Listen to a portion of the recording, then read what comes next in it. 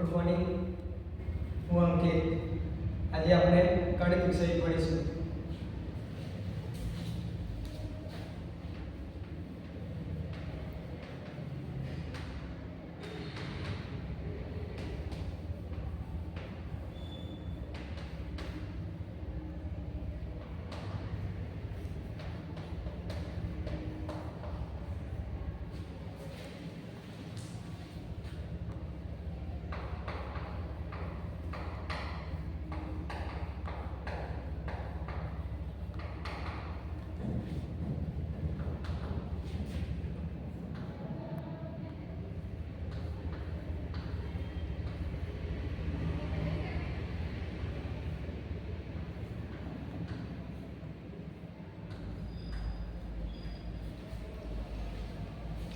તો સૌથી પહેલા આપણે જોઈએ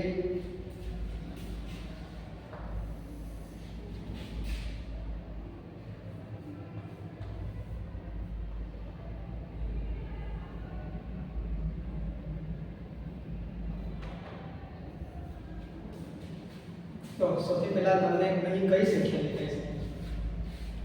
એક તો 2 છે ને 1/5. તો 1/5 હોય એ સંખ્યાને આપણે શું કહીશું? એને આપણે કહીશું અપૂર્ણાંક. આ જે સંખ્યા છે એને આપણે શું કહીશું? અપૂર્ણાંક. ને આ જે સંખ્યા છે 2 એને આપણે શું કહીશું? પૂર્ણ સંખ્યા. એટલે આપણે શું કહીશું? અહીંયા અપૂર્ણાંક સંખ્યા છે એને શું વચ્ચે શું આપ્યું છે? ભાગાકાર છે. એટલે આપણે આજે શું કરીશું? અપૂર્ણાંક સંખ્યાનો પૂર્ણ સંખ્યા સાથે ભાગાકાર.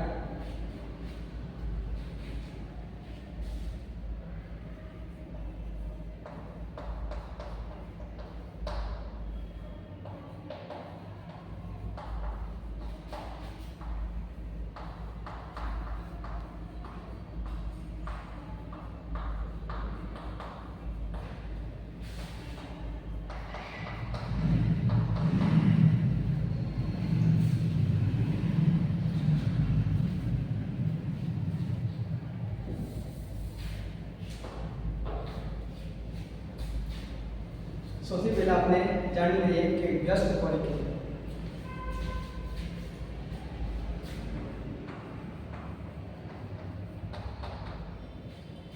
ધારો કે આપણી પાસે કોઈ સંખ્યા છે 1/5. તેને આપણે વ્યસ્તમાં કઈ રીતે લખી શકીએ? જો આપણે એને વ્યસ્ત કરીએ તો છેદની સંખ્યા છે એ અંશમાં જશે અને અંશની સંખ્યા છે એ છેદમાં જશે. એટલે ઉપર 5/1 1/5 નો વ્યસ્ત છે 5/1. તે બીજી સંખ્યા છે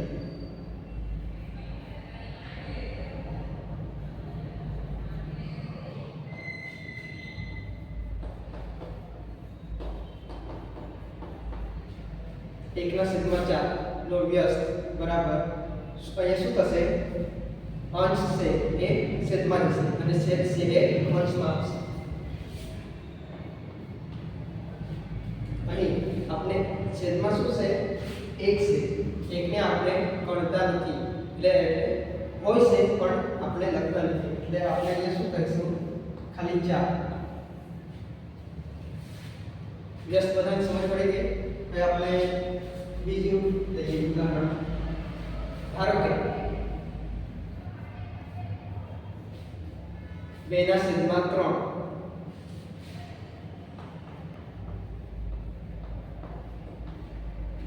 2/3 નો વ્યસ્ત શું થશે? કે 2 જે છે એ અંશમાં છે અને 3 જે છે છેદમાં છે. તો શું થશે? 2 જે છે એ અંશ છેદમાં જશે અને 3 છે એ અંશમાં આવશે. એટલે 3/2. તો ચાલો આપણે પહેલા તો વ્યસ્ત સમજ પડી ગઈ કે વ્યસ્ત શું છે.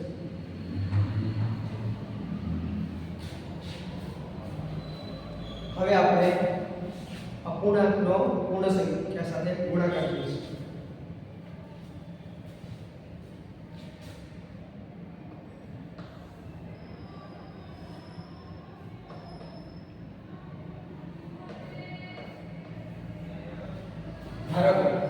આપણી પાસે 2 ભાગ્યા 1 ના છેદમાં 8 છે. સૌથી પહેલા આપણે શું કરીશું ભાગાકારની 2 છે એને આપણે બીજી કઈ રીતે લખી શકાય 2 ના છેદમાં 1 ના છેદમાં 8 છે. તો છેદનો છેદ આ છેદ છે એનો છેદ છે 8 તો એ કા થશે અંશમાં જશે.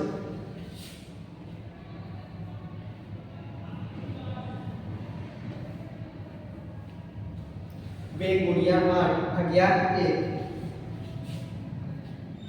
તો અહીં જવાબ કેટલો આવશે 8 ગુણ્યા 16 16 ના છેદમાં 1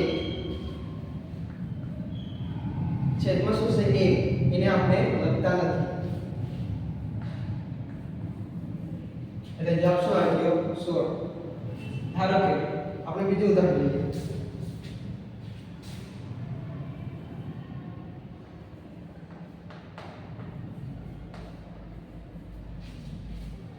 ત્રણ ભાગ્યા 1 ના છેદમાં 9. સૌથી પહેલા આપણે શું કરવાનું છે આપણે અહીંયા શું જોયું કે 1 ના છેદમાં 8 છે એનો વ્યસ્ત લખવાનો છે એટલે કે શું આવ્યું છે ગુણાકાર. તો આપણે અહીં ડાયરેક્ટ કરીશું કે અહીંયા 3 ગુણ્યા 1 ના છેદમાં 9 છે એનો વ્યસ્ત શું છે 9 ના છેદમાં 1.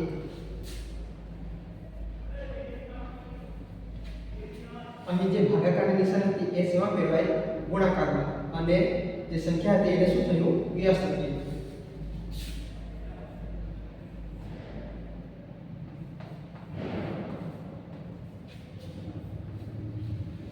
અહીં કેટલા આવશે 9 તારે 27.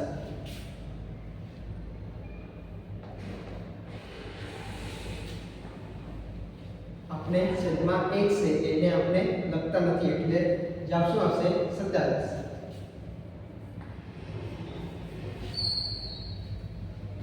ચાલો બધાને સમજ પડી ગઈ.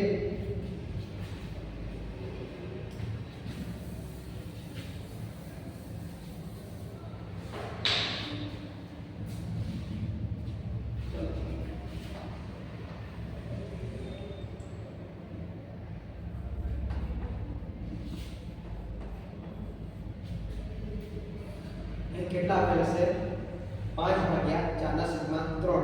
તો સૌથી પહેલા આપણે શું કરીશું 5 ભાગાકારની નિશાની છે પહેલા ગુણાકાર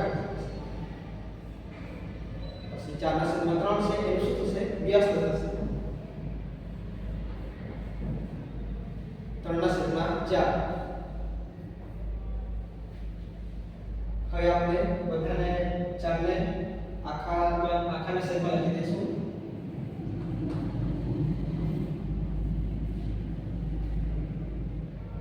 5 તારીખ કેટલા થાય 15.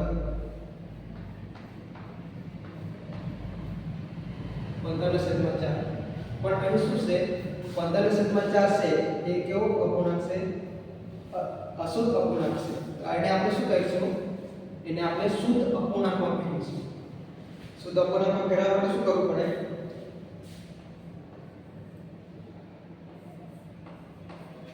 15 ભાગ્યા 4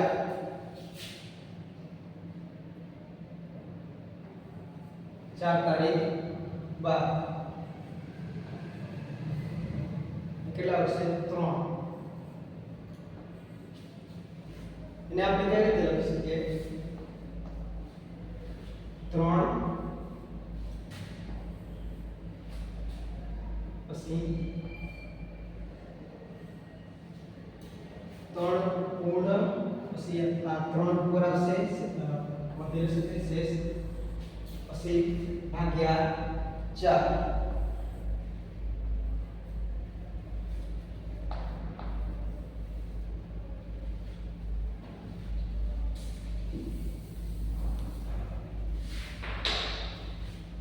આપણે બીજો દાખલો જોઈશું.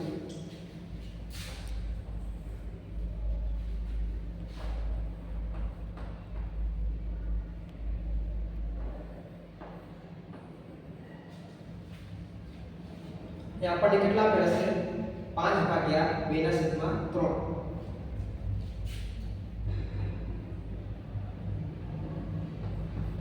સૌથી પહેલા આપણે શું કરીશું 5 ભાગાકારની નિશાની ગુણાકારની નિશાની આપીશું અને 2 ના છેદમાં 3 નો વ્યસ્ત થઈ જશે એટલે 3 ના છેદમાં 2 થઈ જશે.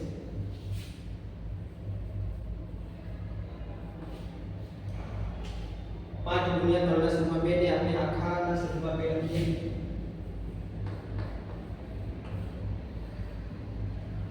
5 તારીખ 15.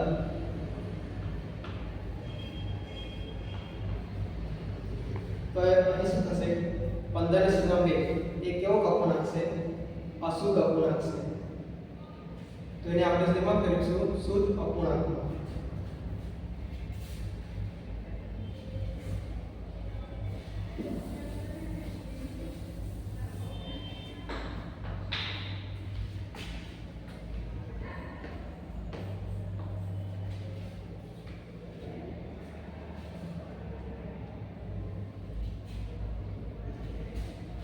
सात दो 14. અહીં કેટલા આવશે? 1 વધશે. તો આપણે અહીં શું લખી શકીએ? 7 ગુણ અંશમાં 1 ને છેદમાં 2.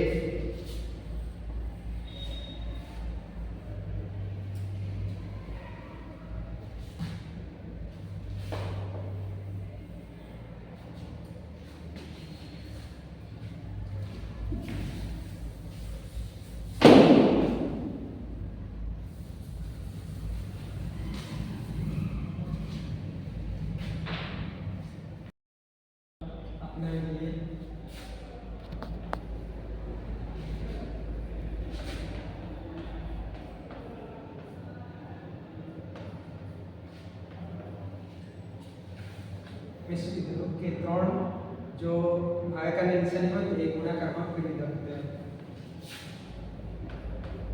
જે 7 ના છેદમાં 4 છે એટલે શું થશે? વ્યસ્ત થશે. એટલે શું થશે? 4 ના છેદમાં 7.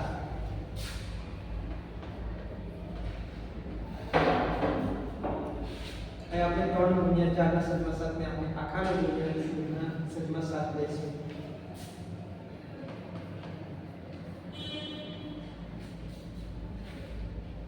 ત્રણ ચોક 12.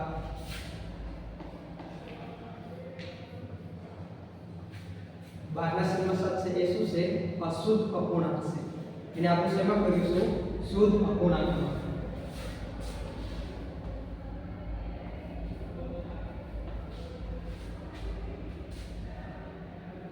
સાથે 7.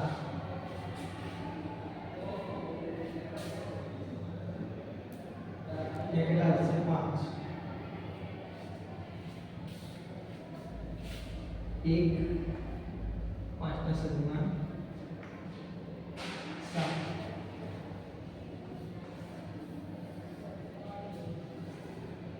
એક પૂર્ણ 5 ના છેદમાં 7.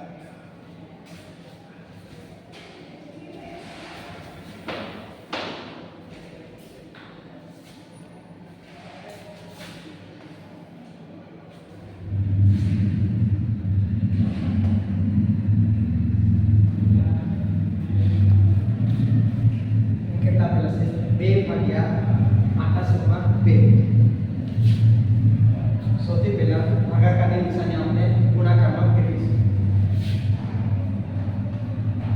8 ના છેદમાં 2 નું શું થશે? વ્યસ્ત થશે. એટલે કેટલા આવશે? 2 ના છેદમાં 8.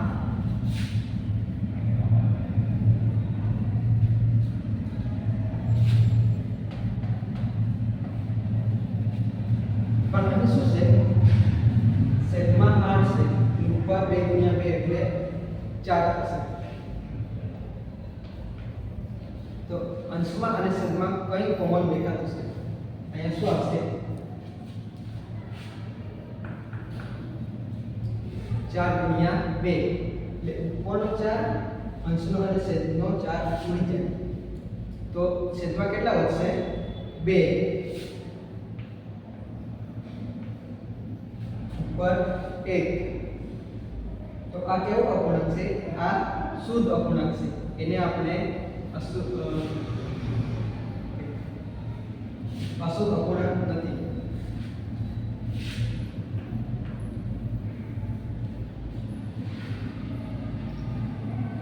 આગળ